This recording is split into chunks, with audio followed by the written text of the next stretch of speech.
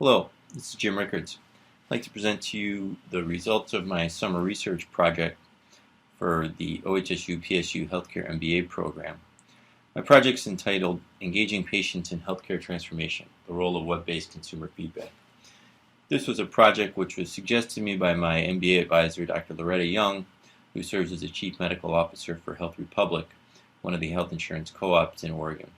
Additionally, I worked with Cheryl Vandemore, the Chief Marketing Officer of Health Republic, to develop the scope of the project. Let's get started. I'd like to give a little background as to the importance of patient engagement in healthcare transformation. Healthcare reform in the context of the Affordable Care Act, or Obamacare, calls for consumer-oriented and operated carriers, or health insurance co-ops, to engage the public in the governance and transformation of healthcare. Health Republic is one of these health insurance co-ops, and it has as a core part of its mission the engagement of members to 1. Act as directors of the company, and 2. Serve as co-responsible parties in healthcare transformation and management. Given this background, the question arises, is there a way to facilitate consumer feedback on the healthcare system to improve 1. Consumer input? In other words, how can we take the consumer experience and their ideas of what the healthcare system should be delivering to really create meaningful and actionable dialogue to make improvements to the system? Also, how can we use that feedback to improve health literacy? That is, educate consumers on quality standards and help them set appropriate expectations as to what types of services they should be receiving. And finally, how can we use that consumer feedback to help improve patient activation? Patient activation is the concept that individuals have the knowledge, skill, and confidence to manage their own health. Can consumer feedback help improve their level of activation? The possible answer to these questions is to use existing technology, leverage what's out there. A number of web-based platforms are already in existence which allowed consumers to provide feedback on services and products. A number of these are commercial sites and are specific to the healthcare industry. Tapping into these existing sites to improve consumer input, health literacy, and patient activation would be one approach to answering these questions. Additionally, the National Health Service of Great Britain has had some experience with this and has already demonstrated how consumer feedback plays an effective role in improving the healthcare system.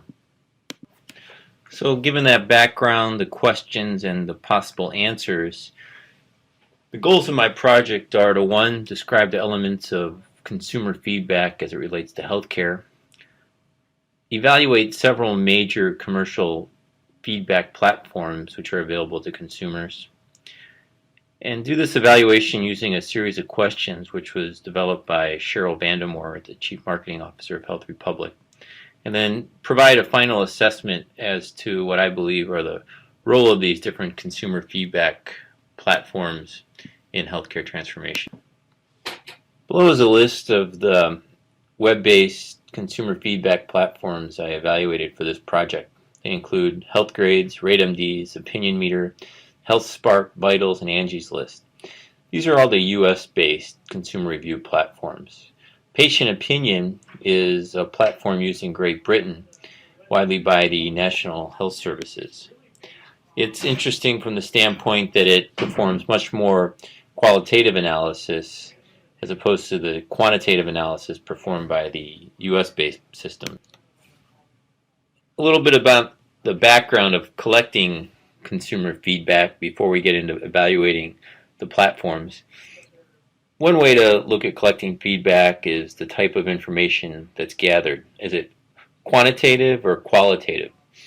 In general, the platforms I looked at collect quantitative data, and they do so using online surveys, using web-based or email questionnaires. Some do use handheld devices or touchscreen kiosks such as Opinion Meter.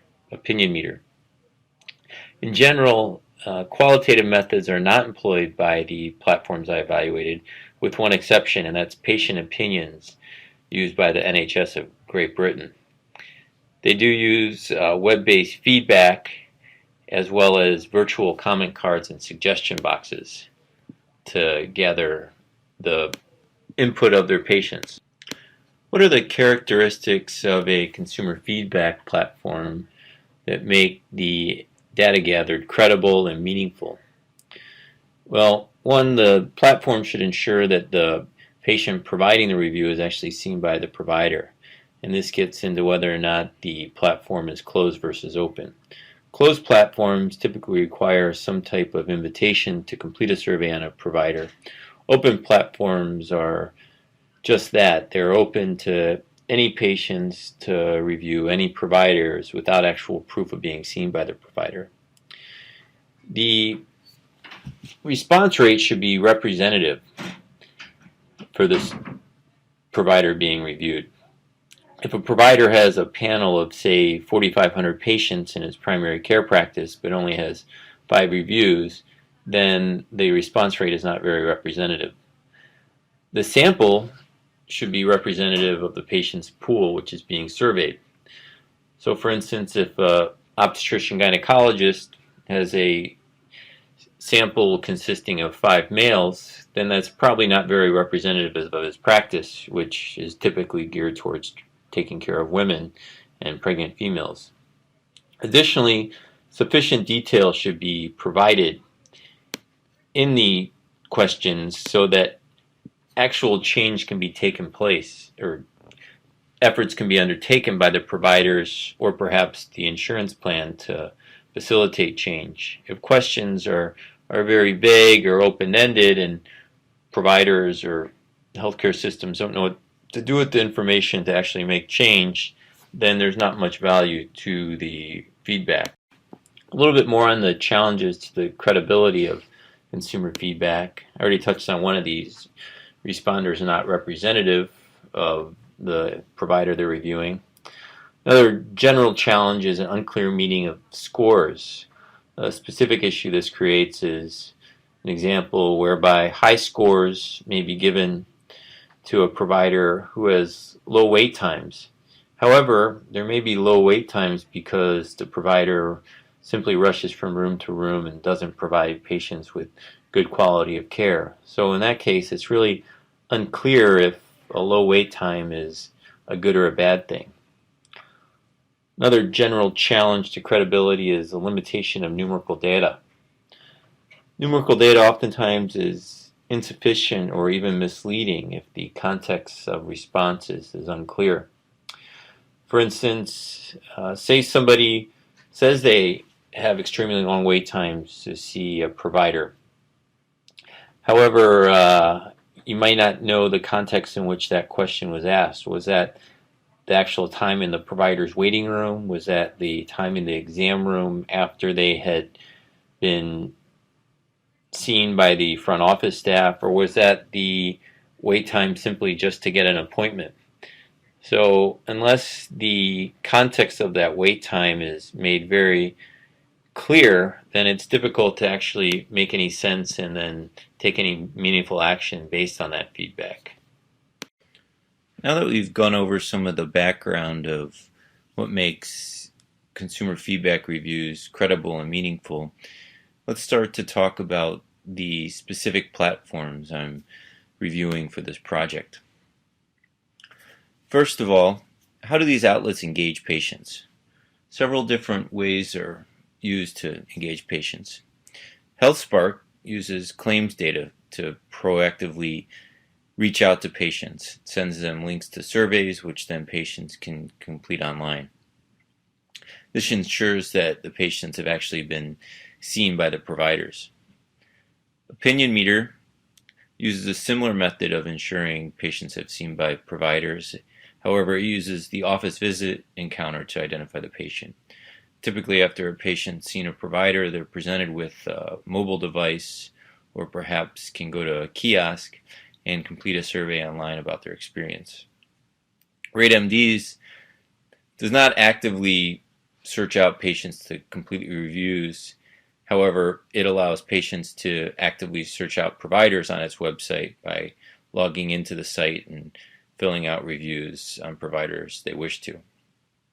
HealthGrades is somewhat similar to RateMDs in that it has this open platform for engagement whereby patients can fill out reviews on any providers they wish. However, it does have some partnerships with hospitals and healthcare systems where it can target groups of patients who have seen the providers within its network. Vitals, similar to HealthGrades, can target groups of patients that have seen providers within their coverage networks. Angie's List is probably the most similar to RateMDs, whereby really anyone can go online and fill out reviews about any providers they wish, and then in order to access the information, a subscription is typically necessary from the consumer. Let's move on to talk about the credibility of some of the individual platforms.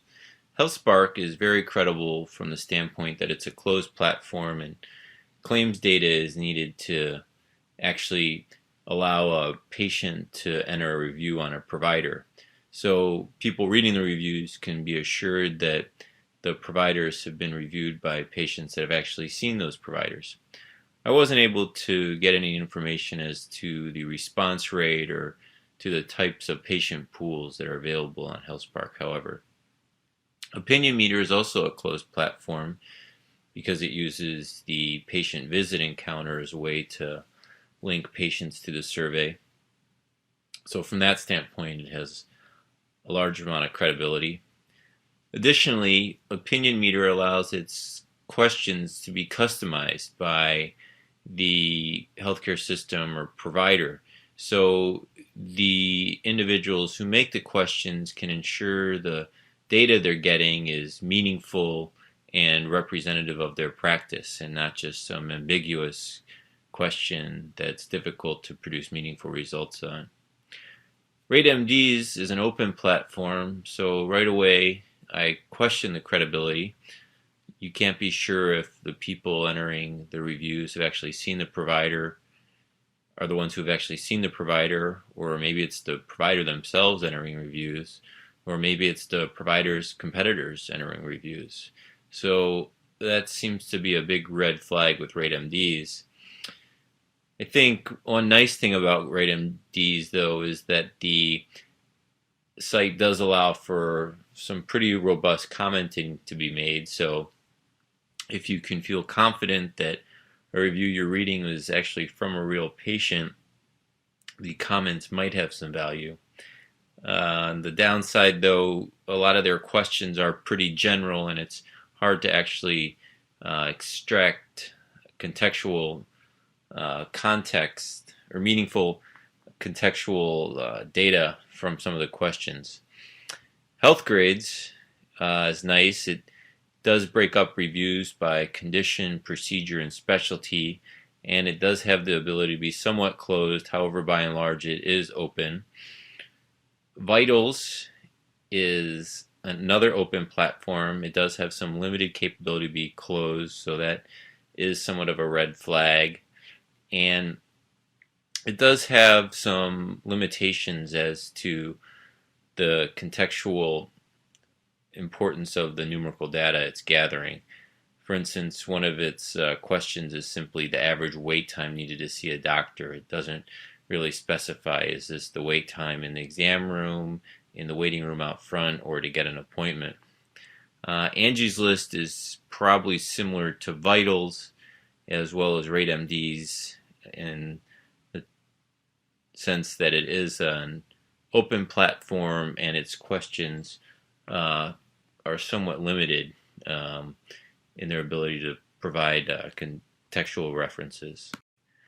Do the review processes offered by these consumer feedback platforms actually educate the reviewers? Remember, I was talking about at the outset of the presentation, one of the major questions we wanted to answer was how can we increase health literacy and patient activation through the use of consumer feedback.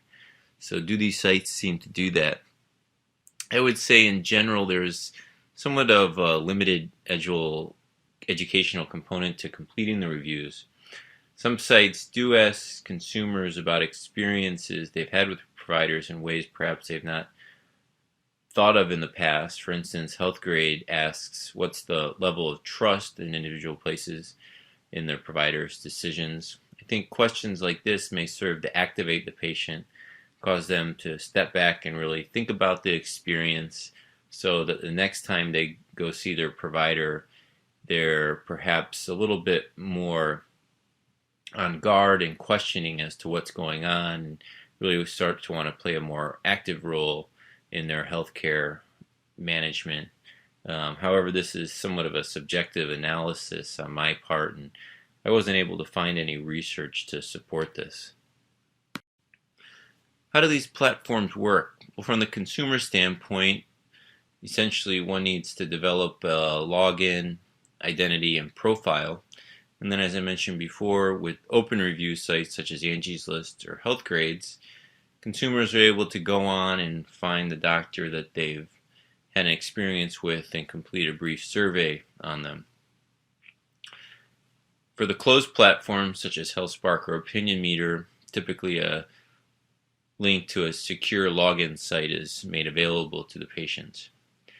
As far as viewing the information, the sites including Healthgrades, RateMDs, and Vitals are more or less open to consumers to look at. Angie's List does charge a membership fee. HealthSpark and Opinion Meter typically make themselves available only to either members of a healthcare plan or those involved with a provider's office or healthcare system who supported the use of the tool.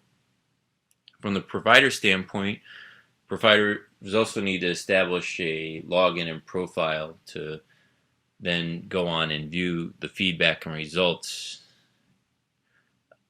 produced by consumers. Opinion Meter, Vitals, and HealthSpark do actively notify providers of reviews when they become available by email. Opinion Meter and HealthSpark also actively notify providers, as well as have the ability to perform some quantitative analytics on the data. And they even go so far as to have dedicated analysts who will work with providers or with insurers to look for opportunities in the data.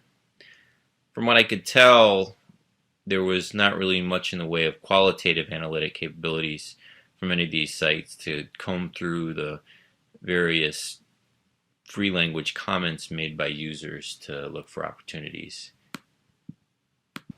Do consumers trust and value the contents of these sites? I think a survey performed by the site Vitals sums this up nicely. 47% of those surveys said they felt differently about a doctor after viewing their profile. 40% said they felt reassured or more comfortable. Interestingly, reviews from other patients were chosen just as much as the doctor's experience. I remember back to when I first started in medicine about 15 years ago, and people would talk about what a good doctor was. Essentially, there were two main yardsticks that were used. One, how long he'd been or she'd been in practice, and then two, the use of anecdotal stories of a few good or a few bad outcomes would be used to extrapolate the entire perception of a physician. Now, if there's this third yardstick in place, and that is these consumer reviews, which again I just find as an interesting addition to how people view physicians. Somewhat disheartening, about 0.25% of patients said they only needed to see 5 or 6 reviews as a reliable indicator of whether or not a physician was good or bad. You know, this gets back to that point on credibility I was talking about earlier and response rate. Again, if a provider has a panel of 35 or 4,500 patients, however, only 5 or 6 reviews are available on that provider, then the response rate is not representative of them. So again, it's a little disheartening that up to 1/4 of patients only need to see 5 or 6 reviews to give them an idea of the physician's abilities.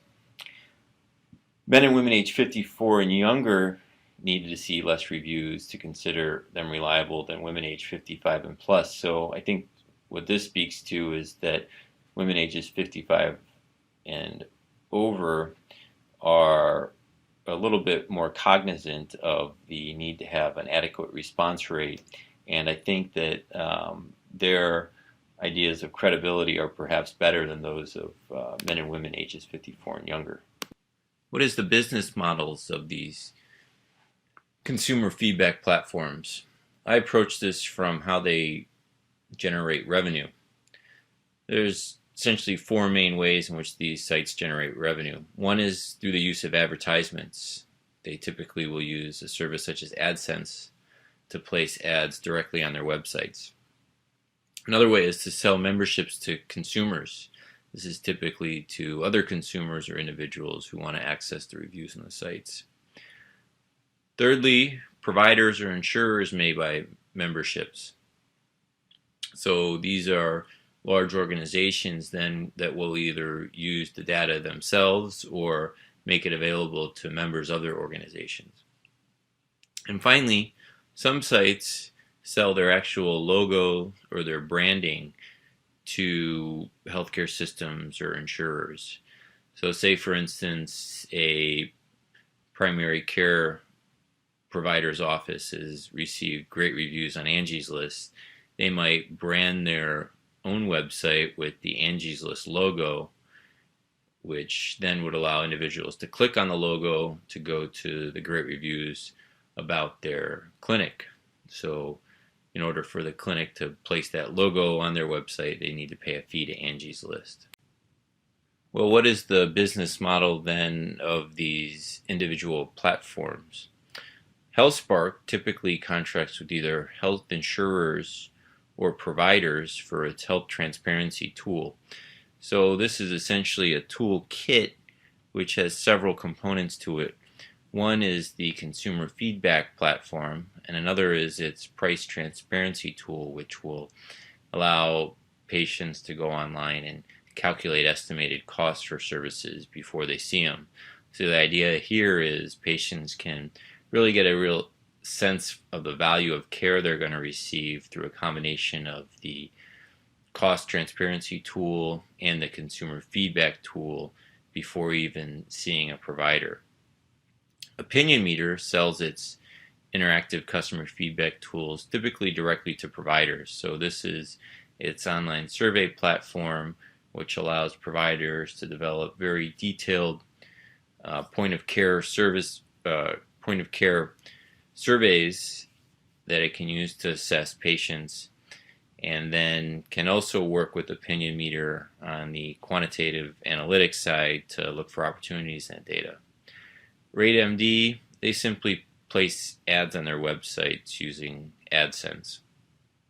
HealthGrades, it does do some ad placements on its websites. However, its biggest customer is hospitals, who it generates comprehensive reports for.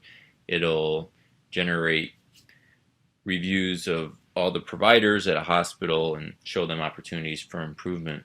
Vitals also does some ad sales. However, it also sells services directly to providers and insurance companies similar to HealthGrades. Angie's List makes most of its money through advertising as well as selling memberships to individual consumers. Does anyone moderate the reviews? In general, there is some moderation of the reviews going on. How active that is somewhat varies from site to site. HealthSpark does have a very active moderation program in place. One, it ensures adherence to the conditions in terms of use, but more importantly, the moderators ensure that the reviews are delivering a confidence-building and user-friendly experience. Opinion Meter, given its nature as more of a survey tool and not really having a discussion forum, doesn't have a particular need for moderators. RateMD states that new ratings are reviewed and they reserve the right to remove any comments. However, I've noticed that of all the sites, RateMD is probably the one that's come under the most fire from providers for questioning the validity of the reviews on the site. HealthGrades does review the feedback on the site, but it states that moderators will not directly or indirectly practice medicine, so they try to stand back and get out of the way when it comes to the discussion of specific treatments or diagnoses. Vitals retains the right to review, delete, or remove submissions it considers illegal, offensive, and obscene. So kind of a bread and butter approach there. Maybe they don't go as far as HealthSpark does in ensuring the confidence-building, user-friendly experience. And Angie's List uses, as they say, proprietary technology and human review to verify all feedback before it's posted. So in the case of Angie's List, they're really trying to make sure that it's not some type of spam or computer-generated program which is producing the reviews, and that it really is coming from humans. How many sites like this are there? I focused on a subset of only a few of the consumer rating sites available to provide healthcare feedback, but I estimate there's around 15 to 20 of them. Interestingly, consumers have not necessarily coalesced on any particular type of platform for healthcare ratings. On the side here we can see an interesting infographic which shows all the places where consumers can both give and receive healthcare ratings. There's consumer forums, which consists of platforms such as Patients Like Me or WebMD. There's consumer rating sites such as Yelp and HealthGrades. Healthcare companies even perform their own collection of ratings. Ratings agencies such as the Leapfrog Group or J.D. Power and Associates conduct ratings and collect feedback. Additionally, there's independent nonprofit organizations such as the National Committee for Quality Assurance or the Joint Commission. And finally, there's governments and state agencies such as Medicare.gov, which collect consumer feedback. So I think the message here is there's a lot of different entities competing for consumers' attention when it comes to getting and giving feedback on healthcare. So I think that what it would be important for an organization who wants to use consumer feedback or a web-based consumer feedback platform is to really form a relationship with that individual, whether it's a member of an insurance plan or a patient, and get them to engage the site in a meaningful way so that their responses can really become actionable. I think this would be the challenge to really using these sites. What is the role of consumer feedback, and more specifically web-based consumer feedback platforms in socialized medicine? Well, the NHS is really the poster child around the world of using consumer feedback to improve the services it delivers. They place tremendous value on the feedback they receive and really use information to modify and change their processes for the better. I think this is in large part evidenced by the sheer number of peer-reviewed articles on the subject of consumer feedback in healthcare, the vast majority of them of which come out of Great Britain. On the web-based front, a site, Patient Opinion, was founded by a general practitioner out of Sheffield, England, named Paul Hodgkin. This is a non-profit web-based consumer healthcare feedback platform. Paul's mission was to make the wisdom of patients available to NHS, but he felt the old ways of doing this, by inviting a patient in to sit down and working out some issues with the practitioner or carrying out a survey, was not necessarily working. So he started Patient Opinions to really gather the knowledge of thousands of individuals, and he says that it's really about having honest and meaningful conversations between patients and health services. Here's a screenshot of the Patient Opinions website. They state very clearly how the site works. Essentially, you share your story of using a health service. The story then gets sent to the staff so they can learn from it. You might get a response, and your story might help change the services. I think it's interesting here, you can read a lot of these featured stories, and you can see here that these really have this kind of qualitative type of feedback that is missing from a lot of the U.S. websites I looked at. It really, the feedback here really points to very specific issues within individual clinics. And then I liked it over here that they actually give you a running tally of the number of stories that have received a response, and actually even the responses to concerns that led to change. So I think this is nice to see because it would probably help motivate individuals to continue giving feedback since they know that their voice is actually making a difference. Taking the project full circle back to the questions I started with at the beginning of the presentation, which focused on, is there a way to facilitate consumer feedback on the healthcare system to improve consumer input? I think yes, if the right questions are answered and enough contextual information is given around the questions so that the results are meaningful to providers and clinics or even health plans, and actionable items can be taken from them and improvement can be made. Do these sites improve health literacy? I think the improvement in health literacy comes more from actually reading the reviews.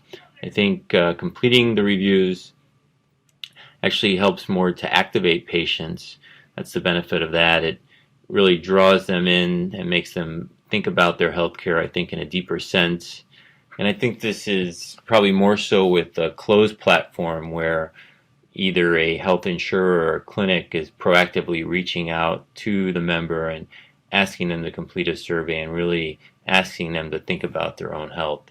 So I think there is benefit to using consumer feedback platforms to improve these three parameters. So in closing, my final assessment of these various consumer feedback platforms, I would say the platforms do engage patients, but in varying degrees. There is an opportunity to improve education or health literacy and patient activation through the use of the platforms. However, there is the outstanding question of how a health plan such as Health Republic could actually use the information produced from the feedback. Here I put down 4 potential ways, or 4 somewhat focused ways in which the information could be used. 1, perhaps higher rates could be offered to providers who are higher performing in terms of the reviews they received. Qualitative feedback could be used to adjust benefits. So say, for instance, a lot of members or patients were saying they really enjoyed the fact that a particular physician or group of physicians suggested exercise or eating a healthy diet as a way to control weight, diabetes, and high blood pressure. Then perhaps as one of the benefits offered by the health insurer would be to give the members a subscription to a community-sponsored agricultural program, as well as a membership to a local gym and a consultation with a personal trainer. Additionally, perhaps members could be incentivized for completing the reviews with the idea that it would help somewhat improve their health literacy and level of activation, although it's somewhat questionable as to whether the reviews actually do that. And then finally, the health insurer could use the ratings as a way to assess the strength of their contracted network of providers. Perhaps a contracted group of surgeons they're with has very low ratings and another one across town has higher ratings, so they want to switch who they have the contract with.